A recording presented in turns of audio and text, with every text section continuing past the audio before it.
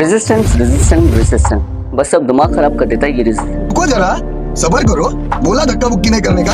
बस थोड़ा सा टाइम दीजिए, मैं आपको सभी बताता हूँ कि आखिर रेजिस्टेंस कहते हैं किसको है। भाई सिंपल सी बात है, मान लो अगर आपने एक कंडक्टर को एक बैटरी के साथ जोड़ दिया है, यानी कि आपने इनकी वायर्स पे पोटेंशियल डिफरेंस अप्लाई कर दिया है, तो क्या होगा, जैसे ही आप स्विच ऑन करते हो तो यानी कि पोटेंशियल डिफरेंस इसकी वायर पे लगता है, यानी कि करंट एक जगह से दूसरी जगह मूव कर रहा होता है। अब करंट क्या होता है? Current is the flow of charges होता है, ठीक है, यानी कि इलेक्ट्रॉन इसकी वायर पे एक पॉइंट से दूसरे पॉइंट तक मूव कर रहे हैं। अब मुझे एक बात बताइएगा, क्या इलेक्ट्रॉन के पास आंखें होती हैं? जवाब है ना, नहीं होती। तो जैसे ही इलेक्ट्रॉन मूव करेंगे तो आपस में टकराएंगे। अब जो ये वायर है ये एटम्स की बनी होती है। अब एटम थोड़ी ना मूव करते हैं, एटम वही के वही रहते हैं, इलेक्ट्रॉन्स मूव कर रहे होते हैं इन वायर्स के अंदर। अब जैसे ही इलेक्ट्रॉन इन वायर के अंदर से मूव करेंगे तो ये एटम्स के साथ कोलाइड करेंगे और आगे जाने में इसको मुश्किलात होगी।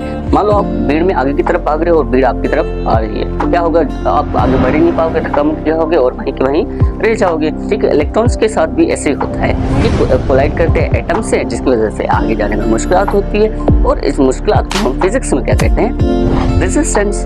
तो हम सिंपली इसको यूं डिफाइन कर सकते हैं कि resistance is the collision between atoms and electrons, that's all.